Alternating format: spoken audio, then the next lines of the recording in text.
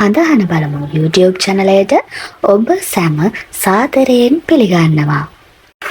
අද අපි කතා කරන්නේ 2025 මාර්තු 29 වන දිනෙන් පස්සේ දෙන සෙනසුරු මාරුව ඔබේ ලග්නයට ඔබට කොහොමද කියලා.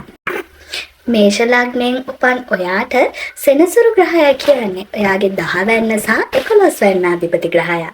මේ සෙනසුරු මාරුව නිසා ඔයාගේ සෙනසුරු 12 වැන්නට පිවිසීම සිදු වෙනවා. ඒ නිසා ඒ රාශික තත්ත්වයක් ආරම්භ වෙනවා.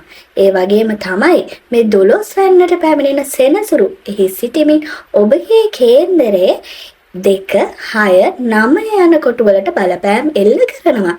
ඒකේ ප්‍රතිඵලයක් විදියට බොහෝ සංචාර කටයුතු වල නිරත වීමට ඔබට ඉඩ ප්‍රස්තාව මේ සෙනසුරු ඒ රාශිකයේ එහෙමත් නැත්නම් සෙනසුරු මාරුවත් එක්ක ඔබට හැකියාව ලැබෙනවා.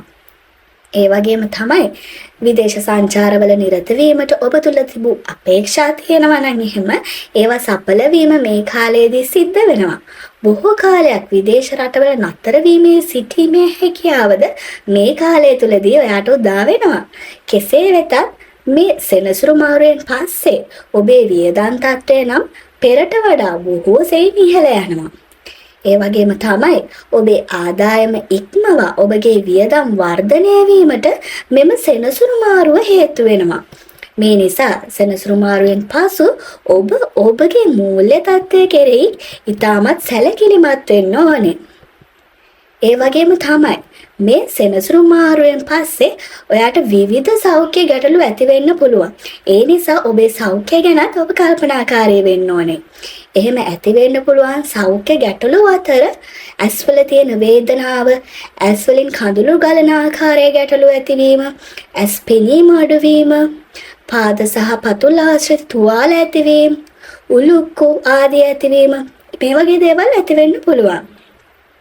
ඒ වගේම තමයි ඔබ මෙම කාල සීමාවේදී ජාත්‍යන්තර සබඳතා එහෙමත් නැත්නම් බහුජාතික ජාත්‍යන්තර ව්‍යාපාර සමග සම්බන්ධතා පවත්වාගෙන යන කෙනෙක් නම් එවැනි විදේශීය මූලාශ්‍ර වලින් ඔබට මූල්‍ය ලාභ ලැබීමට මේ කාලයේ හැකියාව ලැබෙනවා.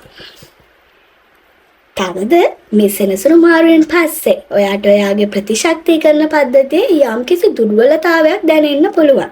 ඒ නිසා ඔබ රෝගවලට ගොදුරු වීමට ඇති ඉඩකඩ නම් බොහොම වැඩි.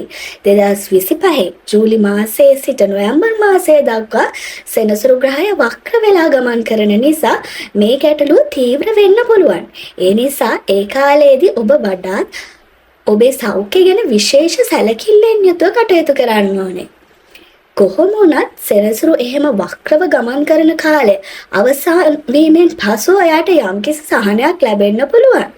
මෙම කාලය තුළදී ඔබට ඇතිවෙන අයහපත් ප්‍රතිඵල කළමනාකරණය කර ගැනීමට හනුමාන් දෙවියන් වෙනුවෙන් අපි සජ්ජායනා කරන ශ්‍රී බජ්රංකාන් නැමැති මන්ත්‍රයට සෙනසුරාදා දිනවලදී සජ්ජායනය කිරීම ඉතාමත් යෝග්‍යයි. මේ වගේ තොරතුරු දැනගන්න හඳහන බලමු අපේ YouTube channel එක subscribe කරන්න, like කරන්න.